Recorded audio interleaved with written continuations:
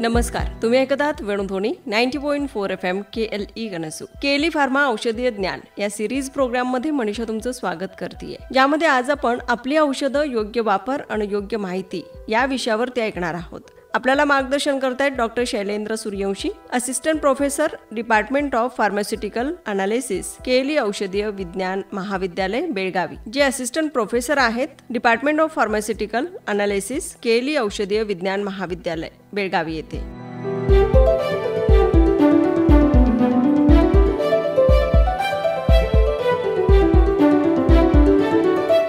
नमस्कार श्रोते हो, मी डॉक्टर शैलेंद्र सूर्यवंशी, सहाय्यक प्राध्यापक, केली कॉलेज ऑफ फार्मसी बेळगाव. आपलं मनपूर्वक स्वागत करतो केली वेणुध्वनी या आपुलकीच्या आणि आरोग्यप्रेमी मंचावर. तर श्रोते हो, आज आपण एक अत्यंत महत्त्वाचा आणि प्रत्येकाच्या दैनंदिन आयुष्यातील विषय घेऊन आलो आहोत, ज्याचं नाव आहे आपली औषधं, योग्य वापर आणि योग्य माहिती. आजच्या धावपळीच्या आणि औषधावर अवलंबून असलेल्या जीवनशैलीत औषध ही आपल्या आरोग्य व्यवस्थेचा एक अविभाज्य भाग बनली आहे. परंतु ही औषधं घेताना अनेक वेळा आपण गोंधळात पडतो, चुकीच्या सवयी लावून घेतो किंवा पूर्ण माहितीशिवाय त्यांचा वापर करतो. या चुका अनेक वेळा आपल्या आरोग्यावर वाईट परिणाम करू शकतात. म्हणूनच आज आपण याच विषयावर थोडा विचारपूर्वक संवाद साधणार आहोत, ज्यामध्ये आपण वेगळ्या विषयावर बोलणार आहोत, जसं की औषध म्हणजे नेमकं काय, त्याचा योग्य वापर कसा करावा, औषध घेताना कोणत्या गोष्टी टाळाव्यात आणि त्याविषयी माहिती आपण कुठून मिळवावी. हा संवाद तुमच्या आणि तुमच्या कुटुंबाच्या आरोग्यासाठी निश्चितच उपयुक्त ठरेल, याची मला पूर्ण खात्री आहे. चला तर मग सुरुवात करूया या आरोग्यदायी प्रवासाची. पहिल्यांदा आपण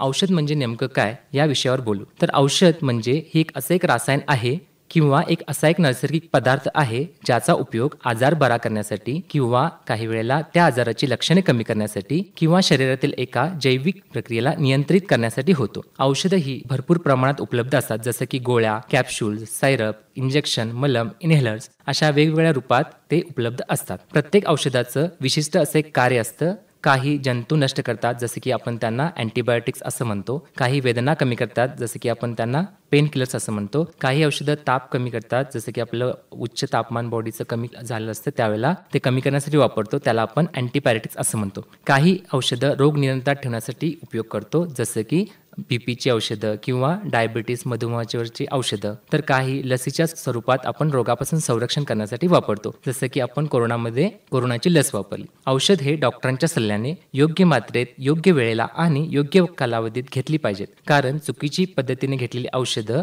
दुष्परिणामही होऊ शकतो. त्यामुळे औषध हे उपचाराचा एक महत्त्वाचा भाग असून त्याचा योग्य वापर फार गरजेचा आहे. आपल्या या संवादानंतर आपण पुढे योग्य औषधाचा वापर का महत्त्वाचा आहे या विषयावर बोलू. औषधांचा योग्य वापर करणे हे आपले आरोग्य सुरक्षित ठेवण्यासाठी अत्यंत महत्त्वाचं आहे, कारण औषध जर चुकीच्या प्रमाणे किंवा चुकीच्या प्रकारे घेतलं तर त्याचा फक्त फायदाच नव्हे तर त्याचे गंभीर दुष्परिणामही होऊ शकतात. आजकाल अनेक वेळा आपण डॉक्टरांकडे न जाता शेजाऱ्यांच्या सल्ल्यानुसार किंवा इंटरनेटवरती चेक करून किंवा जुन्या प्रिस्क्रिप्शनवरून औषधं घेतो, पण यामध्ये अनेक प्रकारचे धोके लपलेले असतात. पहिला धोका असा आहे की अनावश्यक दुष्परिणाम होऊ शकतात. कोणतेही औषध घ्या श्रोते हो, त्याचा जसा चांगला परिणाम असतो तसाच त्याचा एक अपायकारक परिणाम असतो, त्याला आपण दुष्परिणाम किंवा साईड इफेक्ट्स असं म्हणतो. तर प्रत्येक औषधाची शरीरावर विशिष्ट क्रिया असते. जर योग्य निदान न करता औषध घेतले तर त्याचे शरीरावर विपरीत परिणाम होऊ शकतात. म्हणताना आपण कोणतेही औषध घेताना त्याची काळजीपूर्वक घेणं हे भरपूर महत्त्वाचं आहे. दुसरा आणि महत्त्वाचा मुद्दा, योग्य आजारासाठी चुकीचं औषध दिलं जातं, जसं की ताप किंवा सर्दी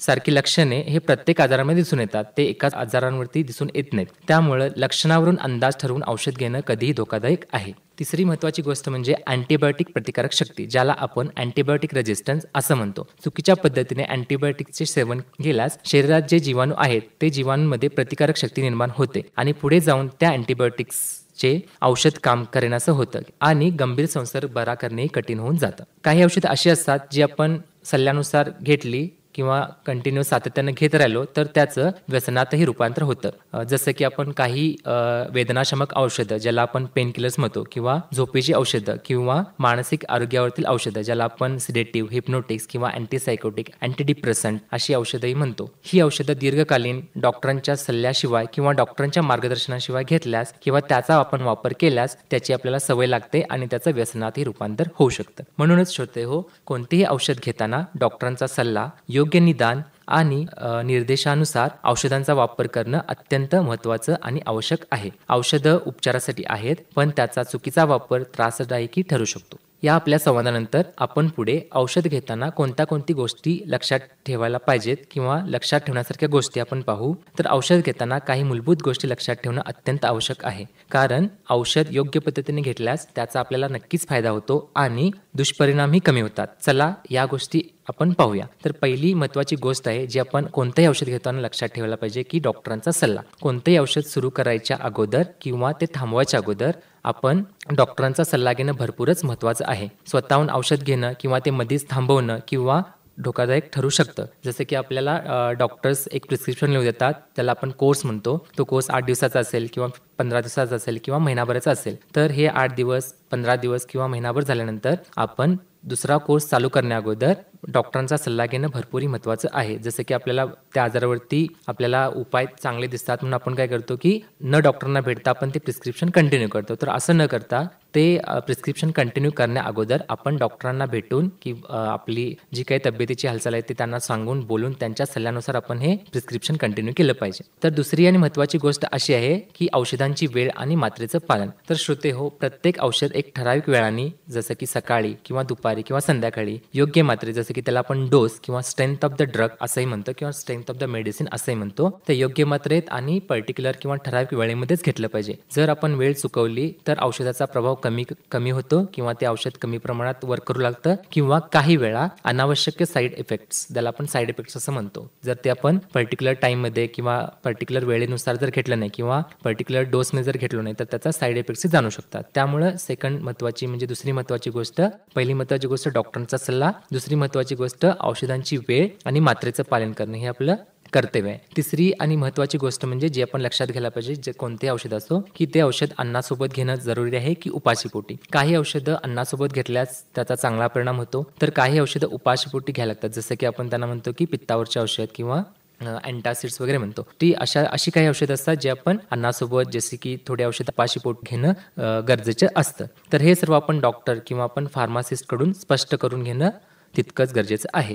चौथी आणि महत्त्वाची गोष्ट म्हणजे कोणतेही औषध असू दे, ते घरी असू दे, ते घेण्या अगोदर आपण त्या औषधाचे साईड इफेक्ट्स काय आहेत हे जाणून घेणं महत्त्वाचं आहे. कोणत्या औषधांचे काही संभाव्य दुष्परिणामी असू शकतात, ज्यांना आपण साईड इफेक्ट्स असं म्हणतो. त्याची माहिती ठेवल्यास त्रास झाल्यावर वेळेवर डॉक्टरांचा सल्ला घेता येतो आणि उपचारही कमी करता येतात. पाचवी आणि महत्त्वाची गोष्ट किंवा जी आपण लक्षात ठेवायला पाहिजे, जे औषध घेतेवेळी त्याला आपण औषधं योग्य पद्धतीने साठा करणं किंवा आपण ज्यावेळी घरामध्ये आपली औषधं ठेवतो त्यावेळेला उष्णता, थंडी, प्रकाश किंवा आर्द्रतेचा या औषधांवर मोठ्या प्रमाणात परिणाम होतो. काही औषधं फ्रीजमध्ये ठेवावी लागतात, काही औषधं खोलीच्या तापमानामध्ये ठेवावी लागतात आणि म्हणूनच यांचं योग्य साठवण केल्यास औषधं टिकून राहतात आणि परिणामही चांगला होतो. त्यामुळं ही एक महत्त्वाची गोष्ट आपण जेव्हा औषधं वापरतो त्यावेळेला लक्षात ठेवायला पाहिजे. सहावी महत्त्वाची गोष्ट, जसं की आपण त्याला मुदत असं म्हणतो किंवा एक्सपायरी डेट असंही म्हणतो. तर मुदत संपलेली औषधं चुकूनही वापरू नका, ज्याला आपण एक्सपायरी डेट म्हणतो. एक्सपायरी डेट ही औषधाच्या सुरक्षिततेसाठी दिलेली असते. मुदत संपल्यावर औषधं परिणामकारक राहत नाहीत किंवा अपायकारकही ठरू शकतात. त्यामुळे औषधं घेण्यापूर्वी आपण त्यावरची तारीख नेहमी तपासली पाहिजे.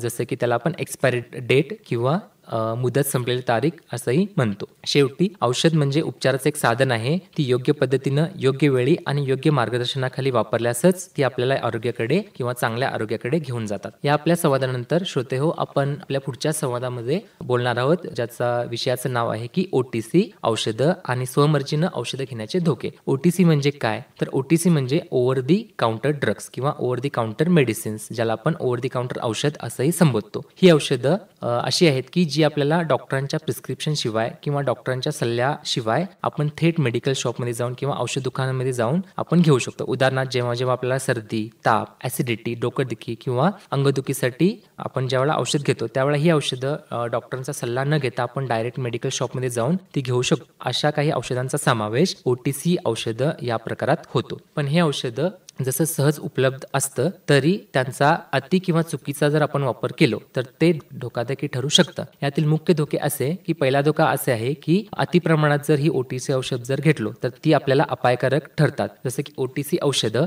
सुरक्षित वाटली तरी त्यांची मर्यादित मात्रा असते. उदाहरणार्थ अँटासिड्स वारंवार आपण घेतो किंवा तापासाठी आपण पॅरासिटामॉल या कॉमन मेडिसिनचा किंवा टॅबलेटचा आपण उपयोग करतो. पण ही औषधं जसं की यकृत, त्याला आपण लिव्हर म्हणतो, किंवा बाकीच्या इतर जे शरीरातील अवयव आहेत त्यांना सुद्धा घातक ठरू शकतात. दुसरी आणि महत्त्वाची गोष्ट जी आपण लक्षात ठेवायला पाहिजे, जे की आपण ओटीसी औषध घेतो त्यावेळेला, की ओटीसी औषधं सहजासहजी लक्षणं दबवतात, पण ज्या आजाराचा मूळ कारण आहे ते आपण दुर्लक्षित राहतो किंवा ते आपण दुर्लक्षित त्यानुसार केली जातात. ओटीसी औषध फक्त लक्षणं कमी करत नाहीत, पण या आजारांचा मुळापर्यंत इलाजही करत नाहीत. त्यामुळे रुग्णाला वाटतं की आपण बरं वाटतंय, पण आजाराचा जे मूळ लक्षण आहे किंवा मूळ जे कारण आहे ते आपल्याला उशिरा लक्षात येतं. त्यामुळं सहजासहजी वारंवार ओटीसी औषधं घेणंही आपण टाळलं पाहिजे. तिसरी महत्त्वाची गोष्ट आहे जी आपण ओटीसी औषध घेताना लक्षात ठेवायला पाहिजे, की या जर औषधांची आपल्याला सवय लागली तर त्याचा शरीरावर वाईट परिणाम होतो.